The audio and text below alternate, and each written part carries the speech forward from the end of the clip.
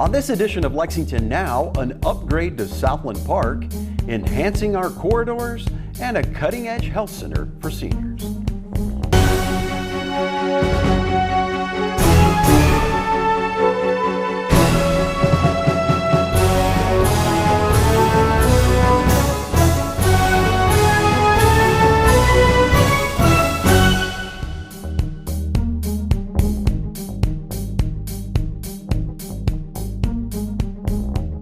I'm Neil Noah, and welcome to Lexington Now for the week of September 19th, 2022. One of Lexington's most popular parks just got better with the official opening of a new playground. We joined officials for their ribbon cutting. We're here to cut a ribbon to officially open this beautiful new playground in Southland Park. We have several partners to thank for this. They've helped us bring this playground to life, including the Southland Park Neighborhood Association, Friends of Wolf Run, and Kentucky American Water. This playground is a case of challenges present opportunities. Challenges present opportunities. The challenge presented by the need for a new stormwater system here created an opportunity for a new playground design and educational play features. We know the neighborhood is very excited to have a playground back in this park. This unique design makes this playground a must-see for Lexington visitors and families. In addition to being a fun place to play, the playground is a fun place to learn about native animals, insects, plant species, and probably a whole lot of other things. So, Southland Park has gone through many transformations lately, partly due to the need to develop new green infrastructure, stormwater system. That forced the old playground, which had been at the park for over 25 years, to be removed. This park is very special to me. It's a park where my dad played Little League, where I grew up playing soccer, my brother played football, and where I brought my own kids to play. It's a place where my late cousin found a community in adult softball. And it's a place where families come here and they gather, and they have for literally generations. You know, when I brought my kids when they were real little, my biggest complaint was that it was right in the middle of the sun. There was just no shade, and the bathrooms were all the way up on the hill. And this new playground actually solves a lot of problems. It's a place where families can come and they can play, but they can also have a little bit more shade, a little bit more trees, a little more access to the pavilion. It makes it more accessible and certainly more easier for all the parents who are bringing their kids here. You know, thanks to this investment, this park will be a place where families continue to gather, where games will be won and lost, but where memories will often be made. It's a place where many of our schools have brought down their class celebrations and their end-of-year school picnics. And it's the result of really several areas of the city coming together and saying, just like the mayor said, we have a challenge. We need to fix some stormwater issues. We need to fix some issues for the community. How do we do this in a really good way? And the benefit actually is far better than just the infrastructure. We actually have green space and playground space, and it was really a collaborative effort. And we need to do so, and it's a model, I think, of what can be done when we work together as a city and as different departments to figure out what's the best use of taxpayer dollars and what's the best benefit for the city and for the people who live here. And I think this is actually a model of how to address some of those things holistically. I'm thrilled with the result, and I'm really excited now that we can continue to do those infrastructure projects in the next few years. The playground is really a perfect example of finding the opportunity within challenges. The Division of Water Quality explained the need for this new infrastructure. And right from the beginning, they said, we're going to partner with you to make it even better. It took a lot of friends and partners to get us here today. Kentucky American Water, as we mentioned earlier, also Friends of Wolf Run and the Southland Neighborhood Association. But we really could not have done this without Councilmember Bledsoe's leadership in bringing everyone together, including Gabe Knowles and Lex Mark. Gabe is here with us today. He's one of our countless volunteers. He also serves on our Parks Advisory Board and always sees the vision in collaboration. He really led the effort on our shelter improvements here, the cutouts that bring nature into this playground space.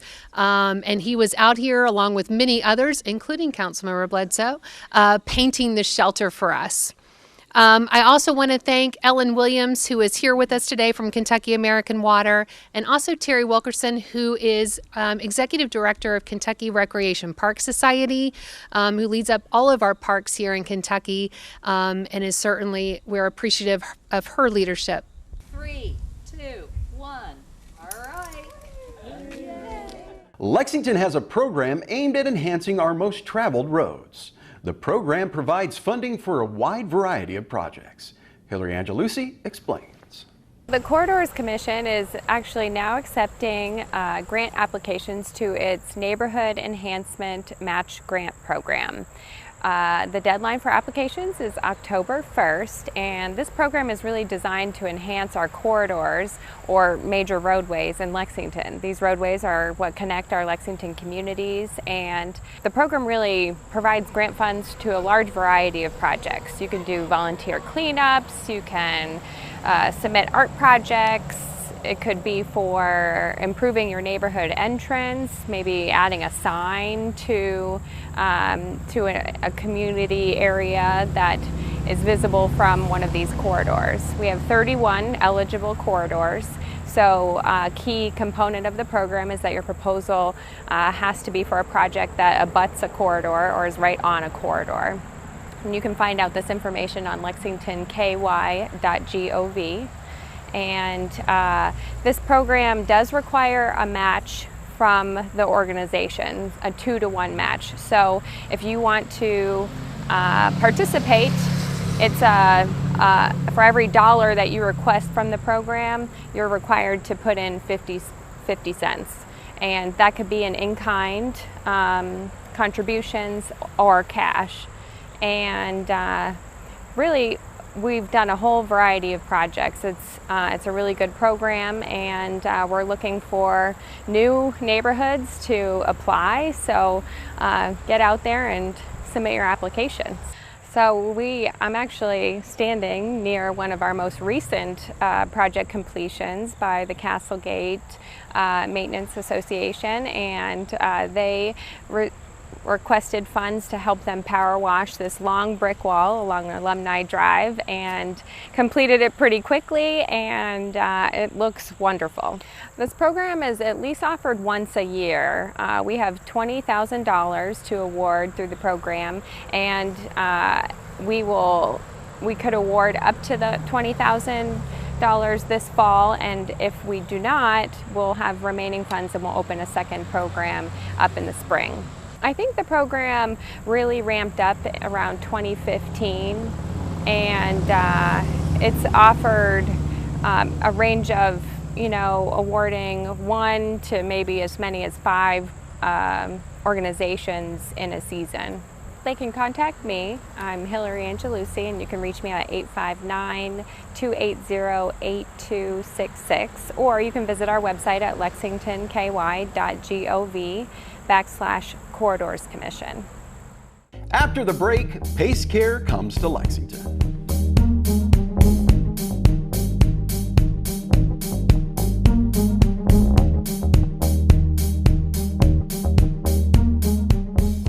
Have 2 ways out. When fire strikes, deadly smoke can fill your home within minutes. That's why the USFA wants you to plan and practice home fire drills. Draw a map of each level of your home showing all doors and windows. Discuss the map with everyone who lives with you. Practice your home fire drill at least twice a year. Make sure all doors and windows that lead outside open easily. Push the smoke alarm button to start the drill. Try feeling your way in the dark or with your eyes closed. Have at least 2 ways out of every room. If your first way out is blocked by fire or smoke, you can use your second way out.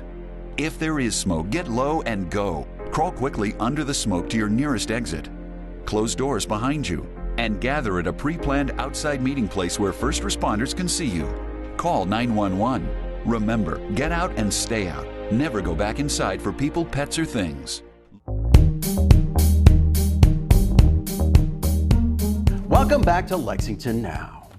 Lexington has just become the first city in Kentucky to get a PACE care center. We were there for the opening. Congratulations to everyone on the official opening of Kentucky's first PACE program. Right here in Lexington, you know, we like to be first on the really good things, right? So we're all about this. As a registered nurse, as well as your mayor, I am so proud to have this amazing healthcare support program for our city's seniors. Lexington is a great place for seniors. Our wonderful Lexington Senior Center offers so much to our community. Exercise classes, meals, time to socialize. I think there's a little pool there, as in shooting pool, and that sort of thing. It's a great upgrade from the facility we once had along Alumni Drive, which some of you remember. Our Bluegrass Care Navigators team is another great resource for our community. And their support of bringing the Bluegrass PACE program here is evidence of all their goodness. The program of all-inclusive care for the elderly will be a wonderful benefit for our community, allowing our seniors to receive nursing home level of care while staying in their own homes. It's a perfect fit. So again, congratulations.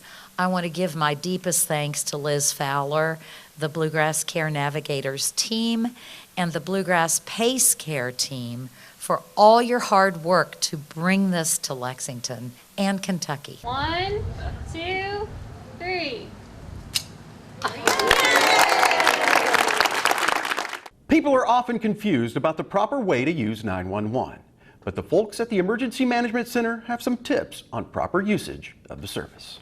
911 is for emergencies, life and death emergencies, destruction of property, anything that is happening right now and that is a danger to the citizen or other citizens in the area. 911 is, that's the number to call. So we have an administrative number, 859-258-3600 for non-emergencies, things such as theft reports, burglary reports, anything that does not require a light and siren response. If you call 911 and your call's not answered immediately, stay on the line. Do not hang up. The next available operator is going to get to you just as quickly as they can. If you hang up, then you go to the back of the call queue. And so every call that's come in since you have attempted yours will be answered prior to you. So it's extremely important to stay on the line. Yes, we are here and we are ready to answer and to facilitate a call for a service for Lexington.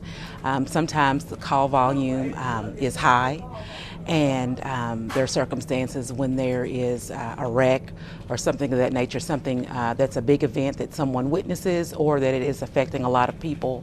The call volume just shoots through the roof. And everybody today, they want to be the first to call.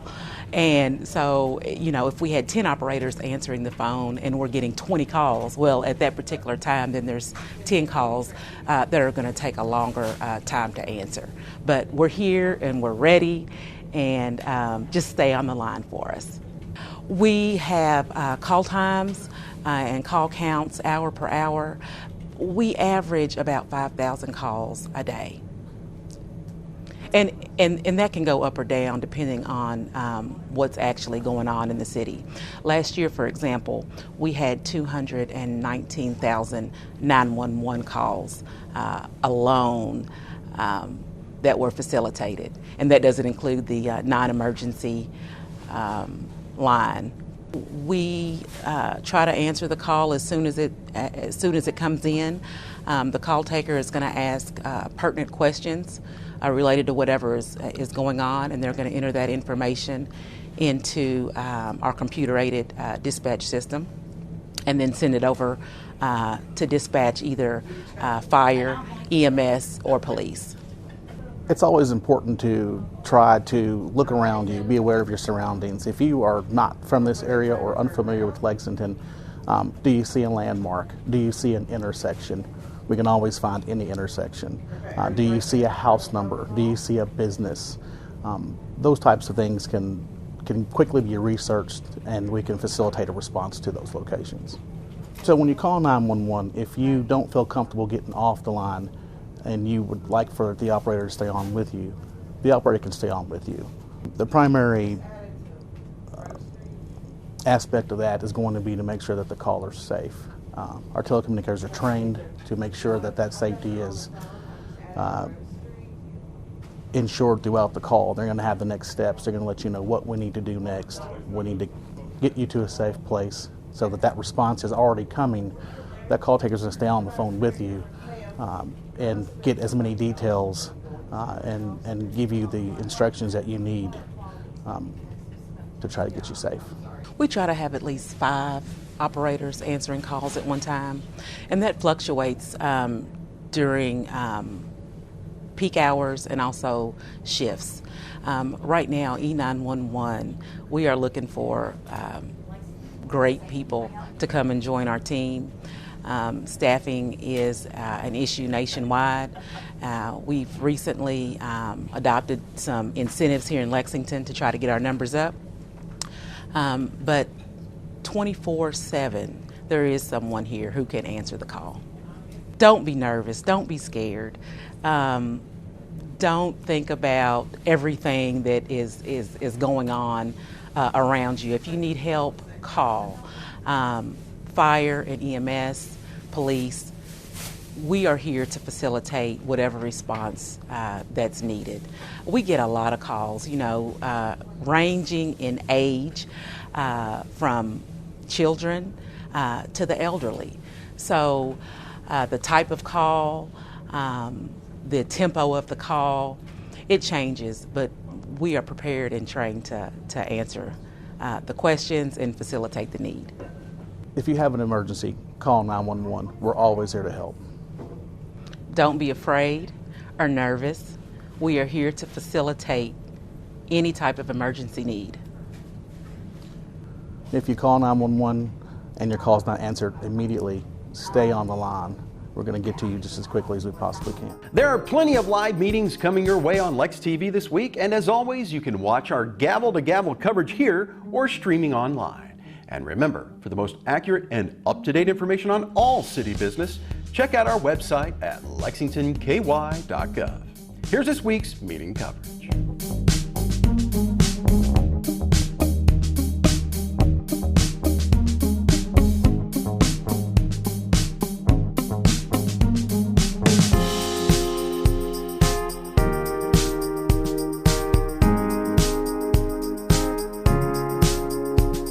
That's all for now, but as always, you can keep up with us on social media, check out the latest traffic updates on Twitter at LexRex, or catch our live traffic cams on lexingtonky.gov. For all of us at Lex TV, I'm Neil Noah, and that's it for now.